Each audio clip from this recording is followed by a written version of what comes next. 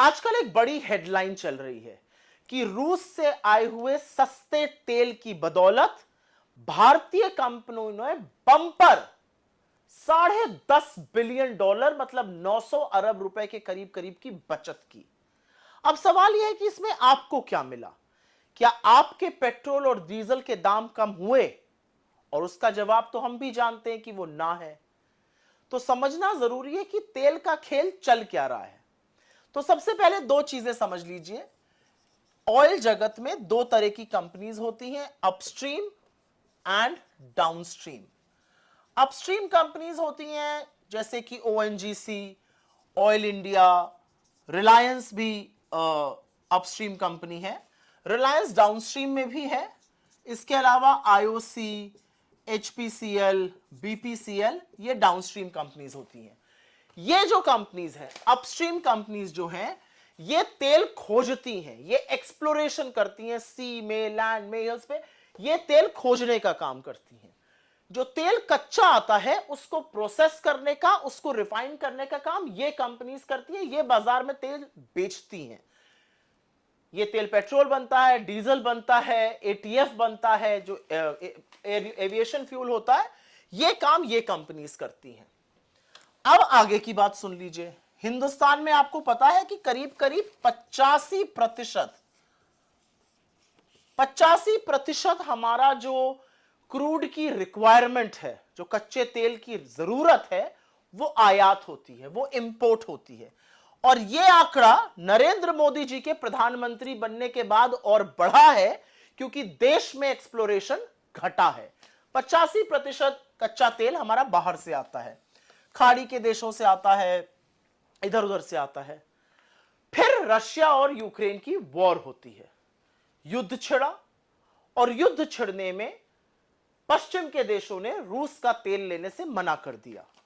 एक बात और भी है कि रूस ने अपने तेल पर भारी डिस्काउंट दिया, तो इंडिया ने रूस से तेल खरीदना शुरू कर दिया। रूस सस्ता तेल इंडिया को बेच रहा था, और इतना तेल आ रहा है रूस से कि रूस जो कभी बड़ा मामूली सा खिलाड़ी होता था, आज मतलब हमारे ट्रेडिंग में, आज हमारे ट्रेडिंग पार्टनर्स की टोली में शामिल हो गया। हमारे और उनके बीच सबसे बड़ी कमोडिटी ऑयल की ट्रेड हो रही है। और तो और वित्तीय वर्ष 2023 में और वित्तीय वर्ष 2024, यह आंकड़ा याद रखिएगा, रूस से आया हुआ तेल वित्तीय वर्ष 2023 में 21.5% था सारे आए हुए तेल का, और यह संख्या 2024 में बढ़कर 36% हो गई। जहां तक मेरी याददाश्त है, मुझे लगता है 223 मिलियन टन तेल हमने आयात किया था वित्तीय वर्ष 2024 में, उसमें से 36% अकेले और अकेले रूस से आया था। एक बात और भी है कि रूस जो है तेल जो हमें दे रहा है, वो बाकी जगहों से आ रहा है, वो 10 से 12% उसका दाम कम है। रूस हमें कम दाम पर तेल बेच रहा है। रूस की देखा देखी और भी देशों ने हमें डिस्काउंट दिया। ईरान ने दिया, सऊदी अरेबिया ने दिया, जहां से हमारे जो ट्रेडिशनल हमारे सप्लायर्स रहे हैं कच्चे तेल के, उन्होंने भी डिस्काउंट दिया। अब आप ये सोचेंगे कि 10 से 12% अगर दाम कम आ रहा है तो इसका फायदा किसको पहुंच रहा है? क्योंकि आपको तो नहीं पहुंच रहा है, आप तो अभी भी पेट्रोल और डीजल के वही दाम दे रहे हैं।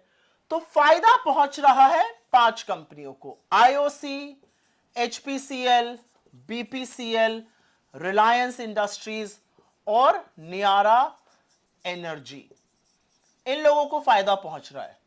इन्होंने रूस के सस्ते तेल से, केवल अभी मैं खाड़ी के देशों के डिस्काउंट वाले तेल की बात नहीं कर रही हूं, सिर्फ रूस के सस्ते तेल से इन 5 कंपनियों ने $10.5 बिलियन,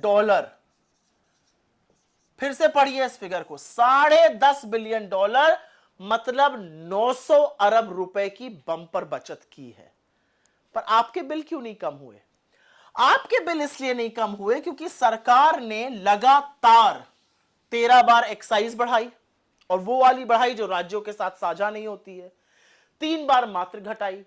डीरेगुलेशन तो ये कहता है विश्व मार्केट में कच्चा तेल महंगा है तो आप ज्यादा देंगे, सस्ता है तो आप कम देंगे। लेकिन जब सस्ता होता है तो आपको राहत नहीं मिलती है।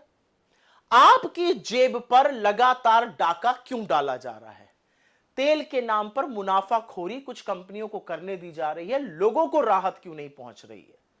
सरकार क्यों मिडिल क्लास को, पेट्रोल डीजल यूज करने वालों को दुधारू गाय समझकर उनका शोषण करती है? यह मुनाफाखोरी नहीं तो और क्या है? यह आपकी जेब पर डाका नहीं तो और क्या है? रूस से सस्ते तेल में लोगों ने बचत की $10.5 बिलियन, 900 अरब रुपए की। आपने 9 नए पैसे की बचत की है? सोचिएगा जरूर।